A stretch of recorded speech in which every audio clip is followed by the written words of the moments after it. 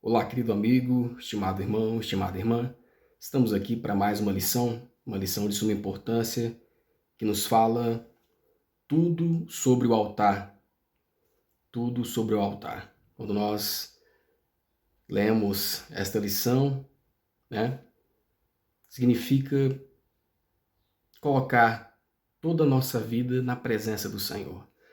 Tudo no altar significa que a nossa vida deve estar na presença de Deus. Precisamos nos entregar a Deus por completo, sem reservas. Isso significa colocar a nossa vida no altar do Senhor, nas mãos de Deus, por completo, né? Entregar o nosso ser como sacrifício vivo, a nossa vida como um culto racional a Deus, como adoração a todo o momento. É estar na presença do Senhor, entregando em todo momento a nossa vida a Ele. Tudo no altar significa entrega total, todo o nosso ser a Deus, a Cristo, sem reservas, né? Significa consagração total, abandono do pecado, afastamento do mundo e seus prazeres e uma vida voltada para Cristo. Precisamos então refletir sobre isso. Será que a minha vida está sobre o altar do Senhor? Será que tenho entregado a minha vida nas mãos de Deus a cada dia? Precisamos refletir, né? E viver para Deus uma vida por meio do culto racional, por meio da adoração a Ele constantemente, todos os dias. E assim o Senhor pode nos justificar, assim o Senhor pode nos salvar quando nós abrimos mão dos nossos desejos egoístas e nos entregamos a Ele de forma racional, constantemente, completamente, né? Consagrando a nossa vida a Ele. Isso significa adoração a Deus em todos os momentos da minha e da sua vida. Diz assim o verso áureo, Marcos 12, verso 30. Amarás ao Senhor teu Deus de todo o teu coração e de toda a tua alma e de todo o teu entendimento e de toda a tua força. Este é o primeiro mandamento. Então Deus deve estar acima de qualquer coisa na nossa vida. Nós devemos depositar nele a nossa confiança, devemos depositar nele a nossa vida, devemos colocar sobre ele todo o nosso querer e com certeza ele fará por nós, né, aquilo que nós não sabemos e nem pensamos. Mas é preciso que nós demos o primeiro passo, né? O primeiro passo, o passo de entrega ao Senhor. Entregar todo o coração, todo o ser, toda a mente, sem reservas. Diz assim o pensamento inspirado: o ser inteiro, coração, alma, mente e força, deve estar a serviço de Deus. O que resta que não seja dedicado a Deus, então devemos entregar ao Senhor para dedicar ao seu serviço, ao seu trabalho, à sua obra, todo o ser.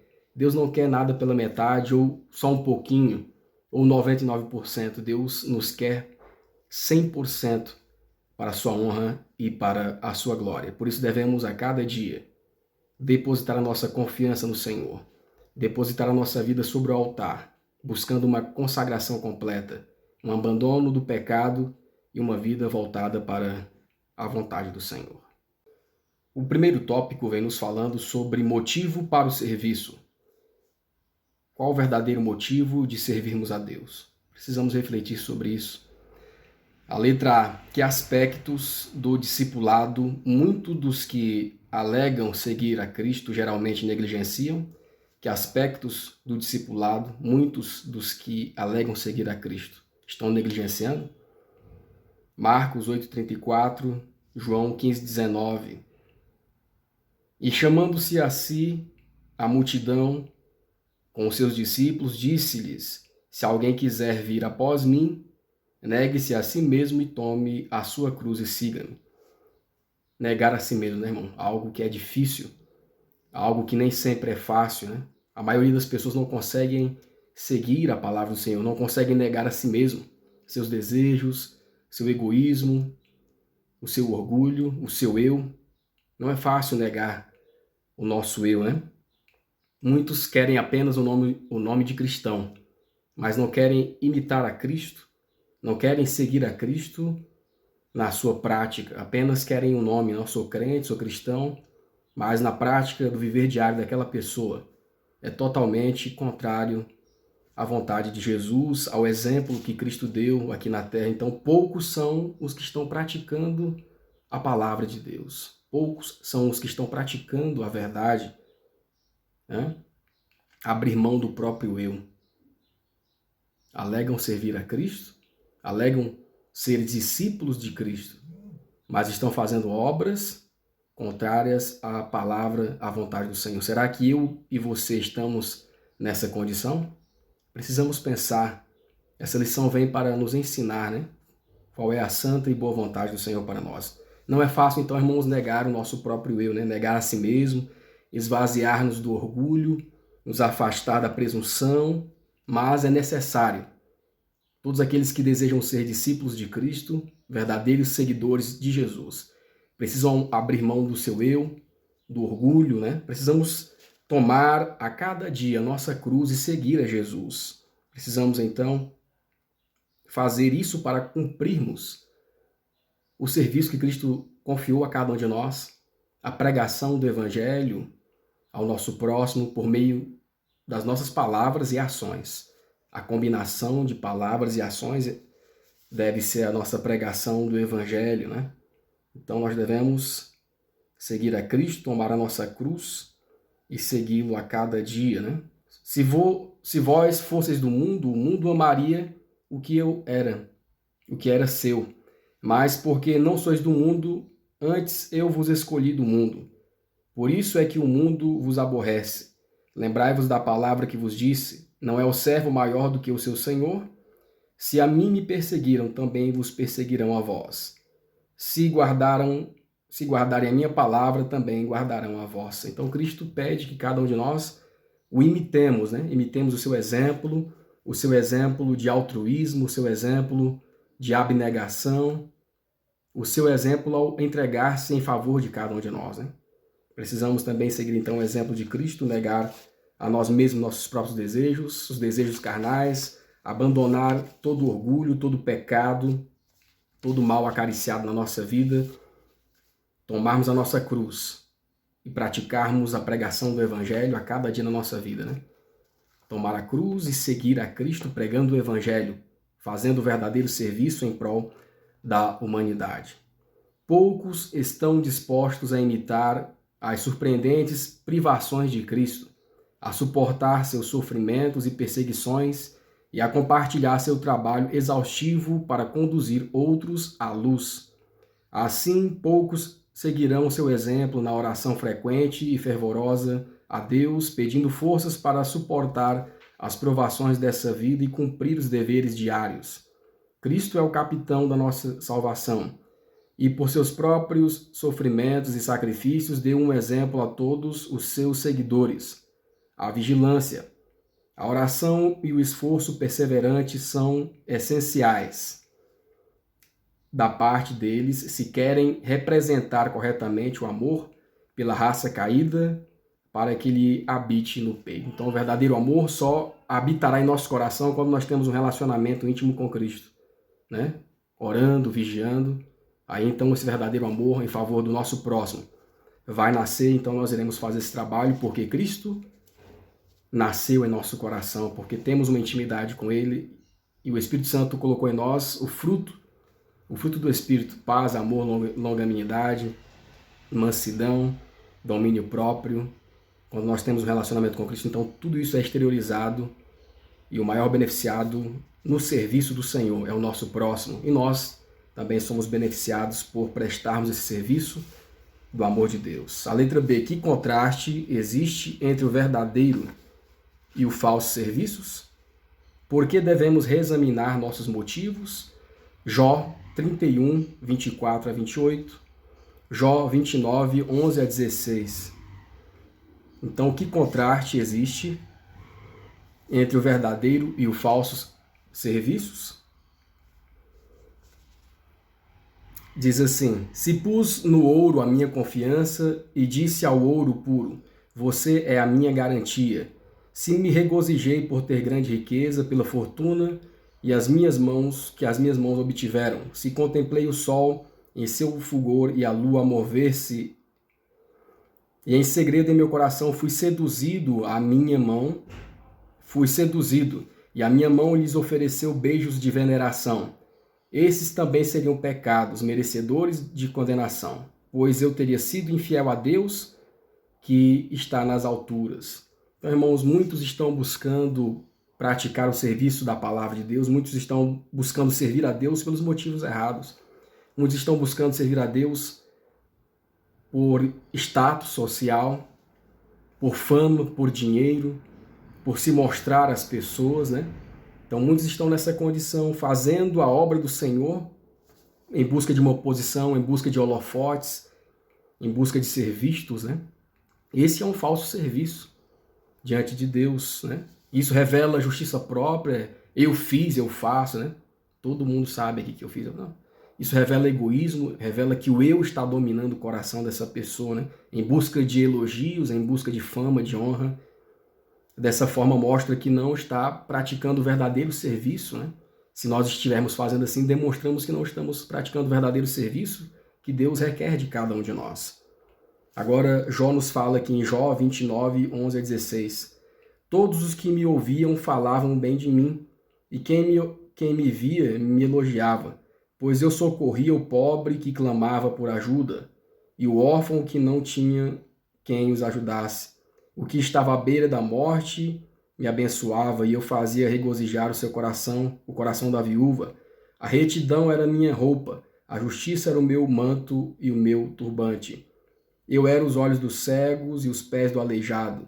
Eu era o pai dos necessitados e me interessava pela defesa dos desconhecidos. Então, irmãos, nós vemos aqui o verdadeiro motivo de servir a Deus e o falso motivo, né?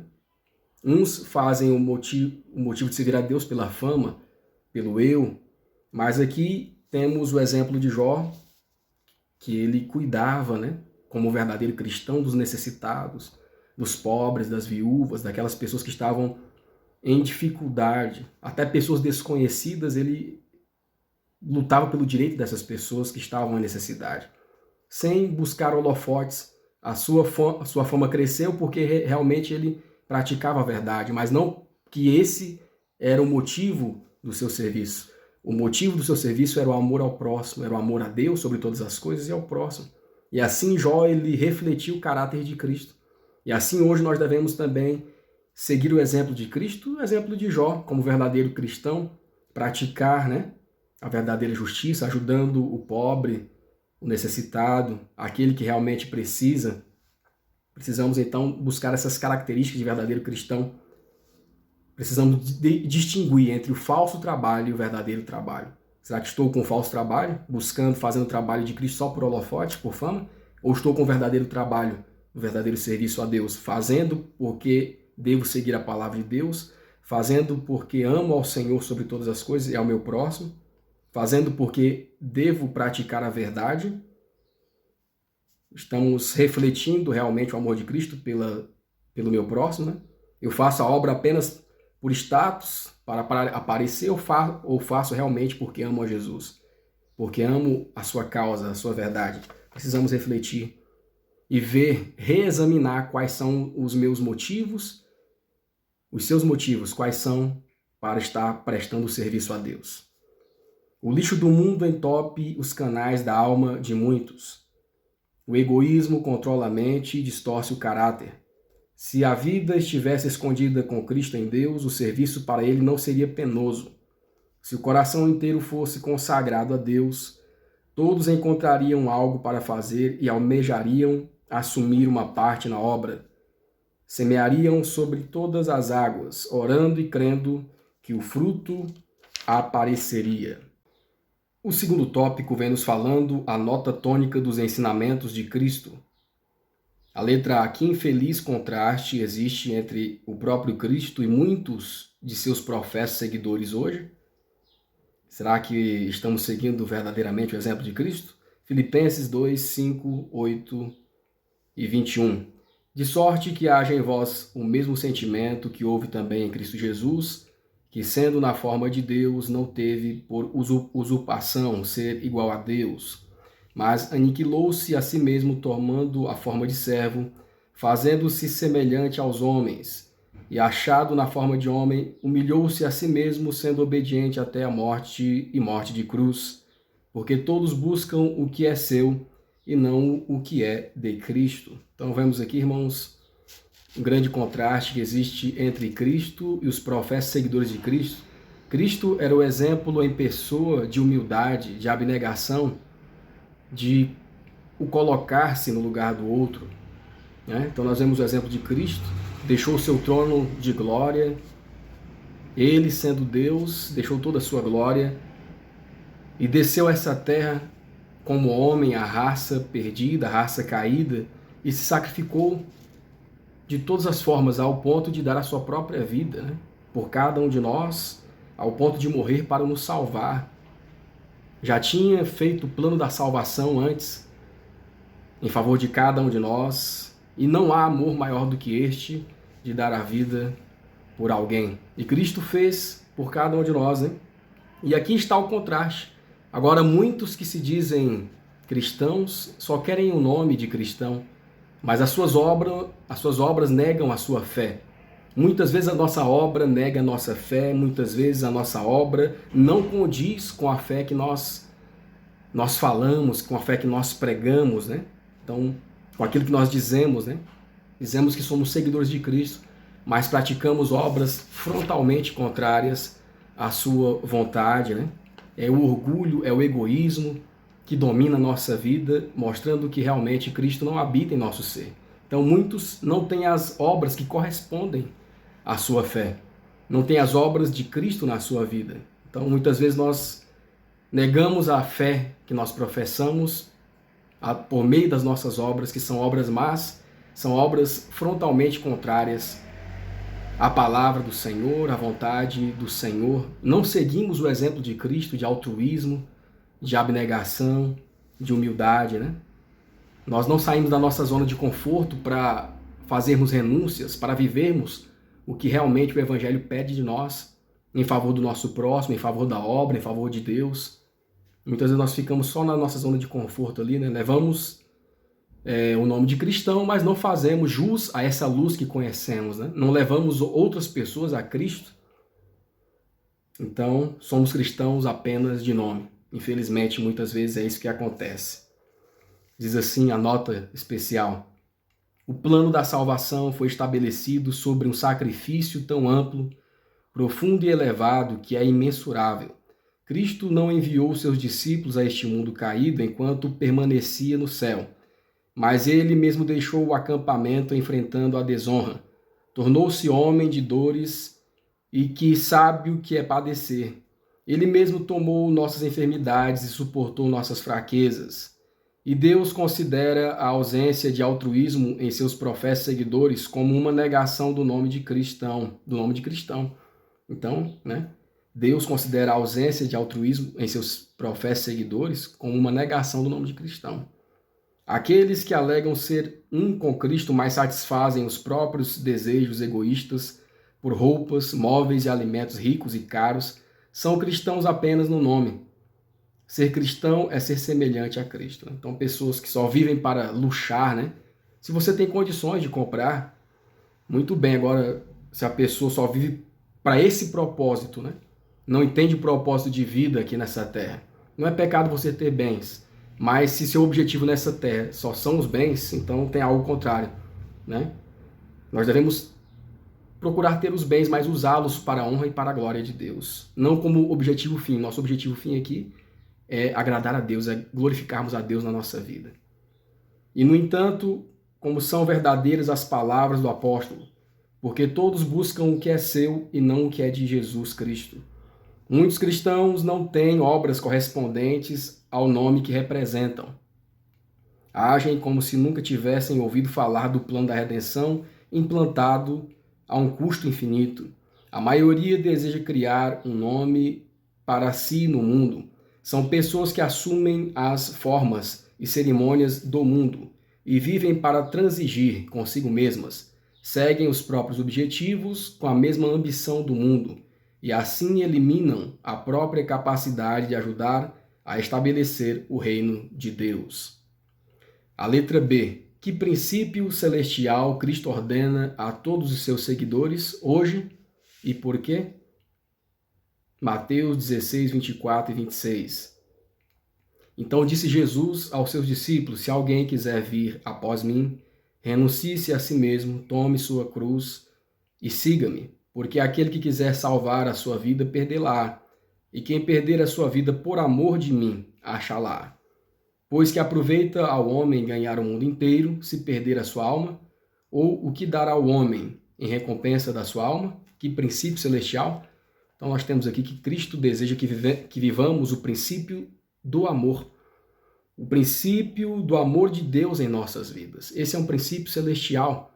É vivendo o amor de Deus em nossas vidas é que nós então iremos revelar por meio das nossas obras o verdadeiro amor, né?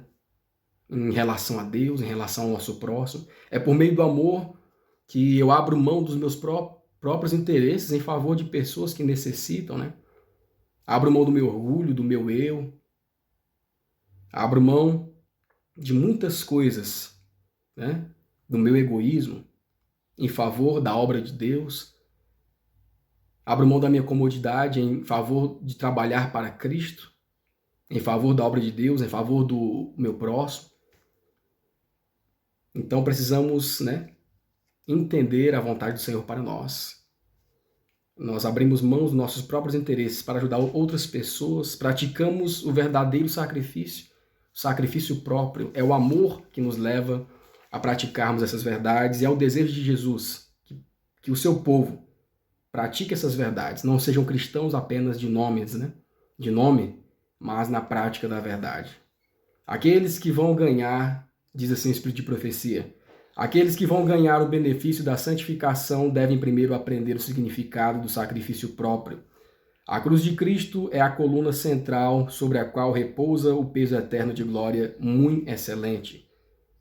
É a fragrância do nosso amor por nossos semelhantes, que revela o nosso amor a Deus. É a paciência no serviço que traz descanso à alma. Devemos praticar o mesmo sacrifício próprio que levou Cristo a se entregar à morte de cruz, visando dar aos seres humanos a possibilidade de alcançar a vida eterna. Em todos os nossos gastos devemos nos esforçar para cumprir o propósito daquele que é o alfa e o ômega de todo esforço cristão. Devemos colocar no tesouro do Senhor todos os meios que pudermos economizar. Campos necessitados, nos quais ainda não se trabalhou, têm clamado por esses recursos. O terceiro tópico vem nos falando sobre aprendendo com os apóstolos. A letra A. Qual é o segredo do fervoroso amor do apóstolo Paulo pela alma de homens e mulheres? 2 Coríntios 4, 15. 2 Coríntios 5, 14 e 15.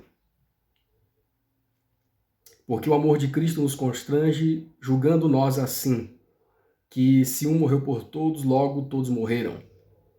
E ele morreu por todos, para que os que vivem não vivam mais para si, mas para aquele que por eles morreu e ressuscitou. Então temos aqui o exemplo do apóstolo Paulo, que ele tinha um fervoroso amor pelas pessoas, mas esse amor não vinha dele próprio. Ele diz aqui no texto que o amor de Cristo nos constrange, no sentido de que o amor de Cristo nos impulsiona. Era o relacionamento pessoal de Paulo com Cristo que fazia o verdadeiro amor brotar no seu coração. É porque o apóstolo Paulo buscava a Jesus em oração, estava em constante comunhão com Cristo, é que ele tinha verdadeiro amor. Ele buscava na fonte do verdadeiro amor, que é Cristo. Por isso ele tinha verdadeiro amor pelas pessoas, né? Homens e mulheres necessitados. Ele fazia a obra, né? Sendo altruísta, sendo abnegado, plantando igrejas, ajudando quem mais precisava. Por quê? Porque ele tinha um verdadeiro relacionamento com Jesus pela oração, pela comunhão diária. E assim também devemos ser nós, né? Seguindo o exemplo e aprendendo com os apóstolos aqui, o apóstolo Paulo. Nós não podemos ter o verdadeiro amor de nós mesmos, mas quando nós nos entregamos a Cristo, quando nós pedimos ao Senhor Jesus que coloque o seu verdadeiro amor, o seu amor em nosso coração, para que possamos ter verdadeiro amor aqui no mundo. E ao passar do tempo que nós então andamos com Cristo, buscamos a Jesus, ele vai implantando o seu amor em nossos corações. E esse amor é transmitido aos que estão ao nosso redor. Esse amor é sentido pelas pessoas que estão ao nosso redor. Porque temos uma íntima ligação com Cristo, é o amor de Cristo que agora nos impulsiona, né? Nem as coisas desse mundo, não as coisas desse mundo. Por isso que Paulo falou lá em 2 Coríntios 4, versículo 17, porque a nossa leve e momentânea tribulação produz para nós um peso de glória eterno, muito excelente, não atentando nós para as coisas que se veem, mas para as coisas que não se veem, porque as coisas que se veem são temporais e as que não se veem são eternas. Então ele sabia que o verdadeiro amor ia ter um resultado para a eternidade, né? Por isso ele buscava em Cristo para praticar. Então, tendo um relacionamento verdadeiro com Cristo é que nós temos verdadeiro amor. Ele não vem de nós mesmos, mas em Cristo Jesus. Nós aprendemos a ter verdadeiro amor pelo nosso próximo e também para com Deus. Como aqueles que por meio de Cristo sacrificou, como aqueles por quem Cristo sacrificou tanto podem continuar a usufruir egoisticamente os dons que ele deu? Então temos os dons, temos os talentos, mas nós usamos esses dons e talentos de forma egoísta, para nós mesmos, né? Não usamos para beneficiar outras pessoas. O amor e a abnegação de Jesus não têm paralelo. E quando esse amor participar da experiência de seus seguidores, eles fundirão os próprios interesses ao do Redentor. A obra dele será santificada, a obra dele será edificar o reino de Cristo. Consagrarão a si mesmos e os próprios bens a ele, e os usarão conforme a necessidade da causa exigir. O amor de Jesus na alma se revelará em palavras e obras. O reino de Cristo será supremo. O eu será oferecido em sacrifício voluntário sobre o altar de Deus. Todo aquele que está verdadeiramente unido a Cristo sentirá o mesmo amor pelas almas, que fez com que o Filho de Deus deixasse o trono real. Seu alto comando para se tornar pobre por nossa causa, visando que nós enriquecêssemos por sua pobreza. Então vemos aqui o exemplo de Cristo, o exemplo que Paulo seguia, e nós também precisamos seguir o verdadeiro amor que a fonte é Cristo Jesus. Então precisamos buscar o verdadeiro amor na fonte, que é Cristo Jesus. E assim nós iremos então praticar a palavra de Deus na nossa vida diariamente, porque temos um relacionamento com Cristo. A letra B. Contra que tendência o apóstolo João adverte os crentes e como isso se implica a nós? Que advertência o apóstolo João dá aos crentes do seu tempo e para nós hoje também? 1 João 2, 15 a 17. Não ameis o mundo, nem o que há no mundo. Se alguém ama o mundo, o amor do Pai não está nele. Porque tudo o que há no mundo, a concupiscência da carne, a concupiscência dos olhos e a soberba da vida, não é do Pai, mas do mundo. E o mundo passa e a sua concupiscência, mas aquele que faz a vontade de Deus permanece para sempre. Então, irmãos, nós não devemos amar o mundo. Somos aqui advertidos pelo apóstolo João, que buscava o verdadeiro amor em Cristo Jesus, né? Porque a nossa primeira tendência, a nossa tendência natural é buscarmos o amor do mundo, né? É buscarmos amar o mundo, é buscar as coisas desse mundo, os prazeres desse mundo, né? Para satisfazerem a nossa carne. Mas aqui está a advertência de Deus, que aqueles que assim fazem são inimigos de Deus, não são amigos de Deus, né? O amor de Deus não está no coração daqueles que buscam os prazeres desse mundo em primeiro lugar, né?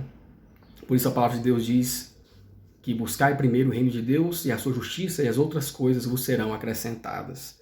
Então nós devemos então buscar a Cristo Jesus, o seu amor, a sua justiça. É por isso que muitas vezes, irmãos, nós não temos verdadeiro amor por nosso próximo, é porque nós estamos buscando na fonte errada, estamos buscando no mundo. Estamos buscando o amor do mundo, e o amor do mundo é um falso amor, que na verdade o amor do mundo é o orgulho, é o egoísmo, é o eu em primeiro lugar, né?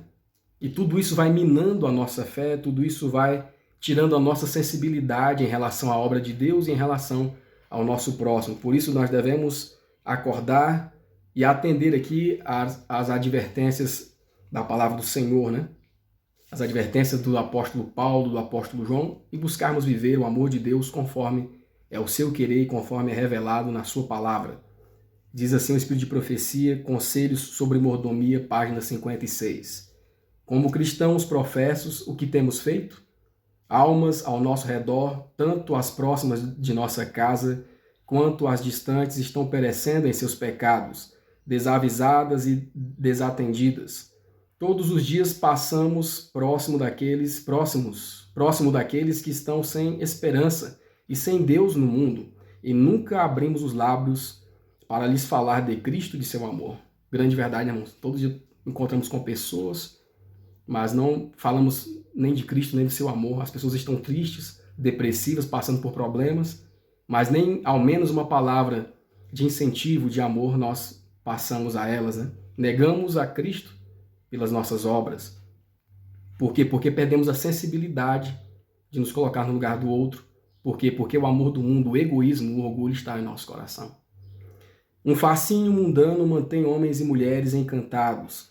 Soldados da cruz de Cristo deveriam estar movendo o céu com suas orações para que Deus trabalhe, visando que seu poder coopere com o agente humano para alcançar os homens onde estão.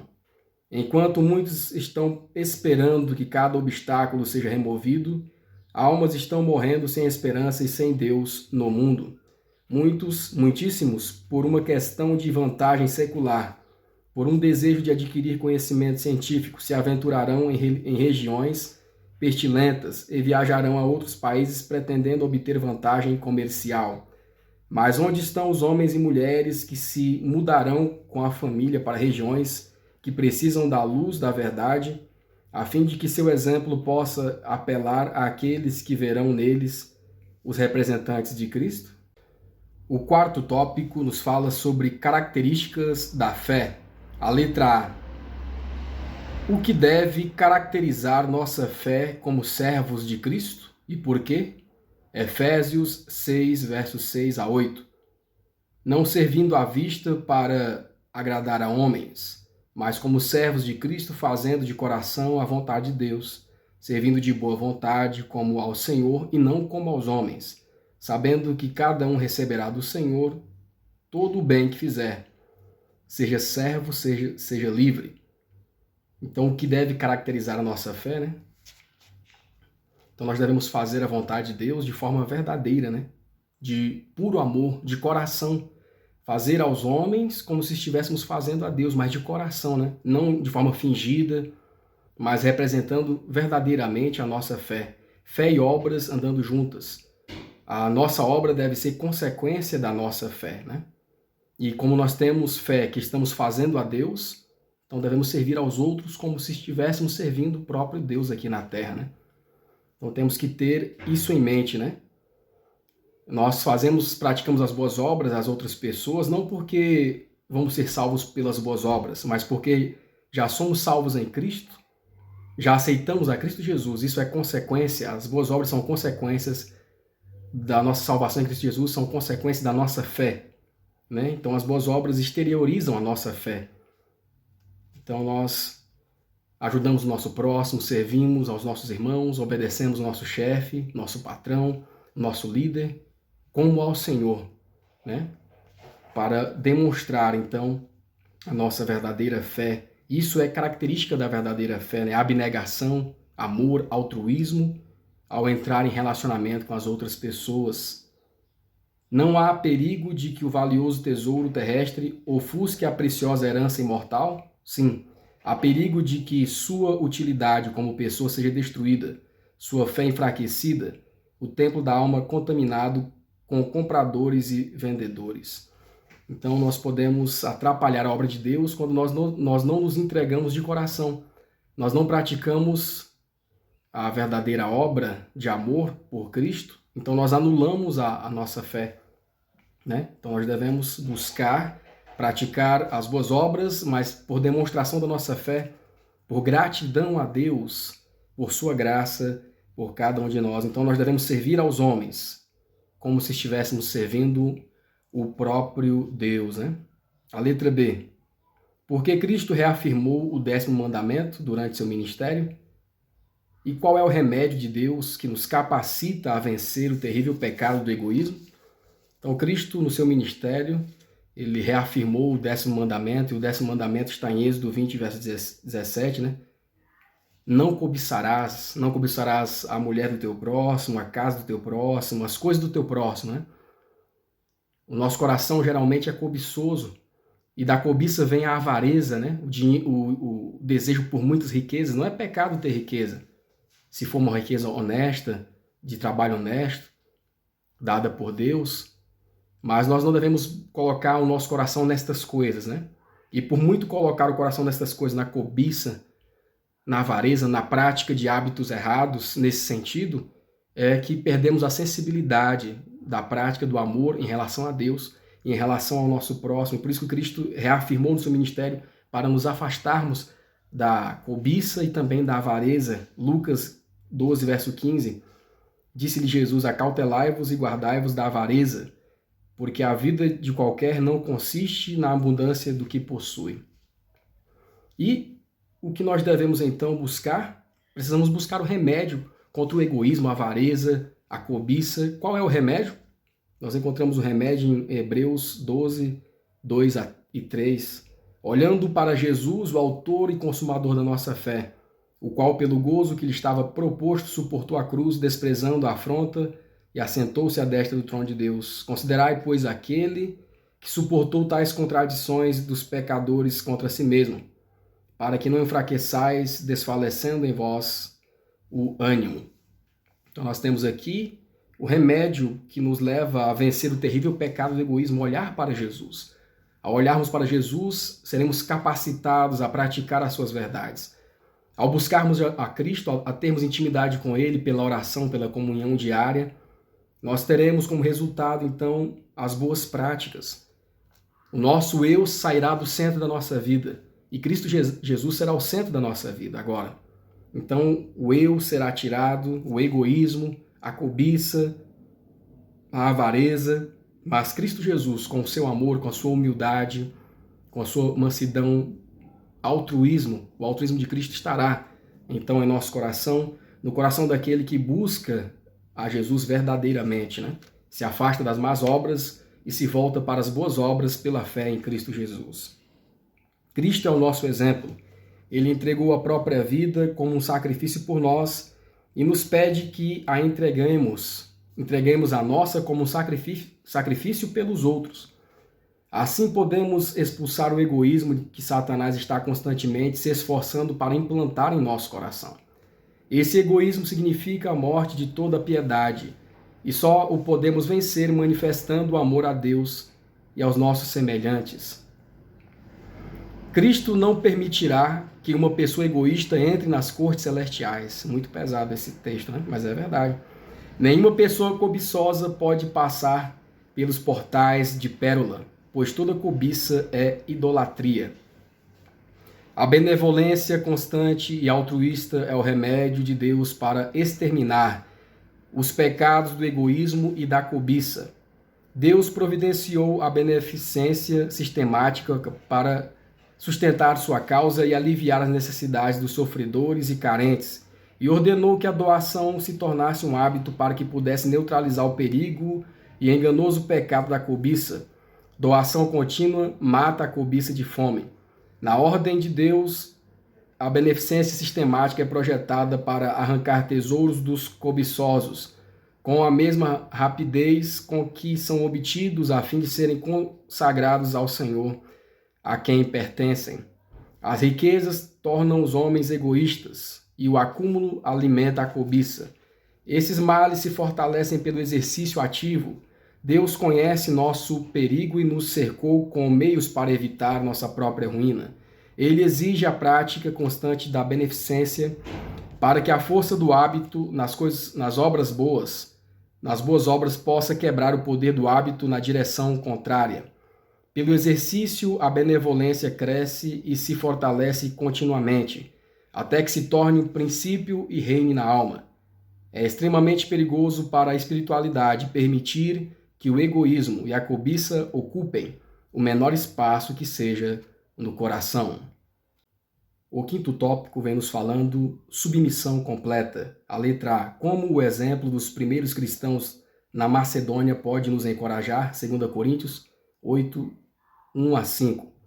Versículo 5 diz assim: E não somente fizeram como nós esperávamos, mas também a si mesmos se deram primeiramente ao Senhor e depois a nós, pela vontade de Deus. Então temos o exemplo aqui dos cristãos na Macedônia, que ajudavam a obra do Senhor, alimentando os pobres, os necessitados e os pregadores do evangelho, os discípulos que estavam ali para estabelecer as igrejas, para pregar o evangelho, né? Eles ajudavam todos eles, né? Com coração liberal, com coração aberto, sem egoísmo, buscando então realmente viver a palavra de Deus de forma altruísta, né? Por isso nós devemos seguir o exemplo dessa igreja que estava submissa à vontade do Senhor, colocando a sua vida no altar e ajudando a obra do Senhor a progredir na terra. Por isso nós devemos seguir o exemplo desses cristãos do passado.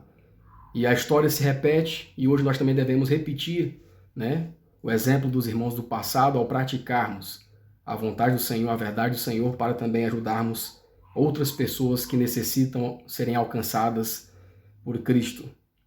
Quase todos os crentes macedônios eram pobres em bens deste mundo, mas seu coração transbordava de amor por Deus e por sua verdade, e alegremente doaram para amparar o evangelho. Então vemos aqui, irmãos, eram pessoas pobres, mas que se dedicaram, né, abriram o coração a Deus e resolveram ajudar a obra do Senhor por meio das suas doações, por meio de benesses, né, ajudando na propagação da pregação do evangelho alegremente, diz aqui a palavra do Senhor, que abriram seu coração para esse serviço, por doações e por ajuda, né, ao doarem para amparar as pessoas que pregavam o evangelho. Quando as coletas gerais de donativos foram retomadas nas igrejas gentílicas para aliviar os crentes judeus, a generosidade dos convertidos da Macedônia se mostrou um exemplo para outras igrejas. Será que a nossa prática, a nossa obra, revela verdadeiramente a nossa fé? Aquilo que pregamos? Essa igreja aqui pregava e vivia o que pregava. A letra B. De que modo Cristo resume nosso dever como crentes? Marcos 12, 29 a 31. Cristo ele resumiu os mandamentos de Deus em 2 grandes mandamentos. O primeiro de todos os mandamentos é: ouve, ó Israel, o Senhor teu Deus, que é o Deus único. Amarás, pois, o Senhor Deus de todo o teu coração, de toda a tua alma, e de todo o teu entendimento, de todas as tuas forças. Esse é o primeiro grande mandamento. Então nós devemos amar a Deus sobre todas as coisas, né? Deus em primeiro lugar. E o segundo, e semelhante a esse, é: amarás o teu próximo como a ti mesmo. Não há outro mandamento maior do que estes. Então, nós vemos aqui o nosso dever, né, resumido: amar a Deus sobre todas as coisas e ao nosso próximo. Nós não devemos fugir do nosso dever. Primeiro devemos buscar a Deus, a fonte do verdadeiro amor, e Ele fará com que nós tenhamos verdadeiro amor para amar o nosso próximo também. Então, nosso dever é buscar a Deus, colocando o Senhor em primeiro lugar. E quando nós estamos com Deus, também beneficiamos o nosso próximo. E o que acontece quando praticamos diariamente esse princípio? O que acontece quando praticamos diariamente o verdadeiro amor? Mateus 7, 24. Todo aquele, pois, que escuta as minhas palavras e as pratica, assemelhá-lo-ei ao homem prudente que edificou a sua casa sobre a rocha. E desceu a chuva, e correram rios, e assopraram ventos, e combateram aquela casa. E ela não caiu, porque estava edificada sobre a rocha. Então nós vemos aqui, irmãos, um grande exemplo do que acontece quando praticamos diariamente esse princípio. Quando praticamos verdadeiramente a palavra do Senhor todos os dias, nós nos tornamos fortes em Cristo Jesus. Nós temos comunhão com Deus, Deus está vivendo em nossa vida diariamente. Estamos firmados sobre a rocha, e a rocha é Cristo Jesus. Então, quando vierem os dias maus, vierem as dificuldades, vierem o momento da tribulação contra o povo de Deus, seremos achados salvos na rocha que é Cristo Jesus. Aqueles que praticam diariamente a vontade do Senhor, aqueles que colocam diariamente a sua vida sobre o altar, abandonando o pecado, colocando a sua vida nas mãos do Senhor, esse é protegido e alcançará a misericórdia do Senhor, alcançando por fim a salvação eterna. Querido amigo, querido irmão, querida irmã, que Deus nos ajude a compreendermos a sua palavra, que possamos abrir o nosso coração ao toque do Santo Espírito e que possamos a cada dia entender a vontade do Senhor e colocar em prática no nosso viver diário.